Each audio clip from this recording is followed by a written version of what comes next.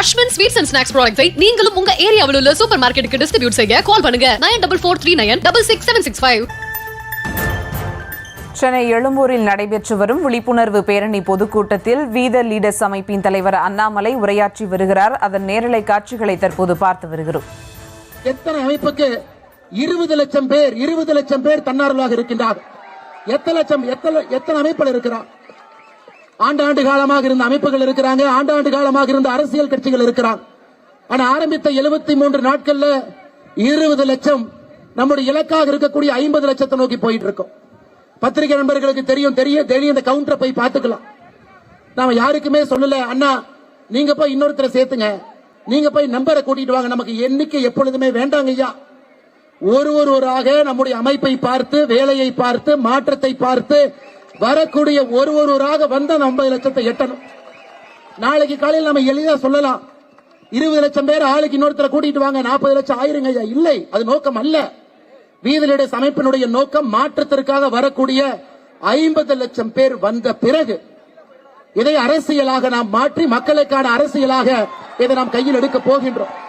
அதனால் நமக்கு பொறுமை மிக மிக முக்கியமாக இருக்கிறது. காரணம், அடிப்படை அரசியல் இருந்து மாற்ற வேண்டும் என்று கிளம்பி வந்திருக்கின்றோம். தலைவர்கள் டெல்லியில் அமர்ந்து தமிழ்நாட்டுக்கான முடிவை எடுக்கக்கூடாது. சென்னையில முக்கியமான வீட்டில் உட்கார்ந்து தலைவர்கள் முடிவெடுக்க கூடாது. தலைவர்கள் என்பது ஒரு கிராமத்தில், அங்கே கிராமத்துக்கான முடிவுகளை அந்த தலைவர்கள் எடுக்கணும்.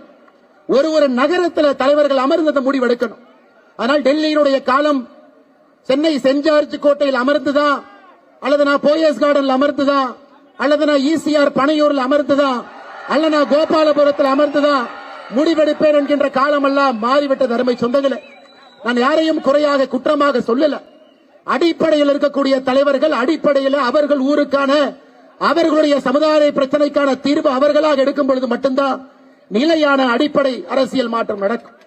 நிறைய பேர் சொல்றாங்க, இன்னைக்கு நாம சுற்றுச்சூழலை பற்றி பேசிக் கொண்டிருக்கின்றோம், என்னவெல்லாம் செய்யறோம் நாம பேசிக் கொண்டிருக்கின்றோம்.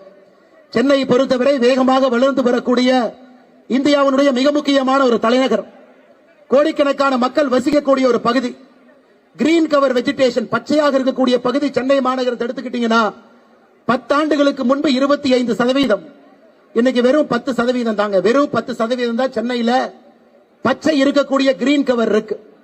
90% கான்கிரீட் ரோடு தாங்க ஐயா இருக்கு. வீதலீடர்ஸ் அமைப்பு நம்மை போன்றவர்கள் அந்த வேலையை செய்யலினா இன்னும் 10 ஆண்டுகள் கழித்து 5% மட்டும்தான் இருக்கும். எப்படி அந்த நகரத்தில் மக்கள் வாழ முடியும்? இதை சின்ன கலைவாணர் ஐயா விவேக் அவர்கள் பல இடத்துல பேசினான். 2 டிகிரி இன்னைக்கு பூமி வெப்பமாகிட்டு இருக்கு. குடிக்கிற தண்ணி எங்கேயும் கூட இல்ல. போர் போட்டு தண்ணி எடுத்தா கூட 1200 1400 அடி போட வேண்டியது இருக்கு. எனக்கு தமிழகம் பாருங்க, இந்திய அளவுல உள்ள பூமிக்குள்ள இருக்கக்கூடிய நீரை ஒரு வருடத்திற்கு 73% உறிஞ்சி எடுக்கிறோம். கர்நாடகாவை பொறுத்தவரை 56%, மகாராஷ்டிரா 60%, 73% பூமியில் இருக்கக்கூடிய நீரை உறிந்து ஒரு ஆண்டும் நாம் குடிக்கின்றோம், துவைக்கின்றோம், குளிக்கின்றோம். அப்ப 1 வருஷம் 2 வருஷம் மழை வரவில்லை என்றால் ரீசார்ஜ் ஆகலினா அன்னைக்கு வறட்சியும் பந்தமும் வந்துவது அருமை சொந்தங்கள். அதனாலதான் ஏரி குளத்தை சுத்தம் பண்றோம். தமிழகத்துல 1,06,957 நீர்நிலைகள் இருக்கு. 1,06,000 நீர்நிலைகள். எத்தனை நீர்நிலைகள்ல தண்ணி இல்லைன்னு கேட்டீங்கன்னா 50,197 நீர்நிலைகள்ல தண்ணி இல்லை. இந்த புள்ளி விவரம் நான் கொடுக்கலீங்க ஐயா. மத்திய அமைச்சர், ஜல்சக்தி துறையினுடைய அமைச்சர் அவர்கள் கொடுத்த புள்ளி விவரம். தமிழகத்தில் இருக்கக்கூடிய 1,06,000 நீர் குளங்கள் நீரே இல்லைங்க ஐயா. ஏரி குளத்துல இல்ல.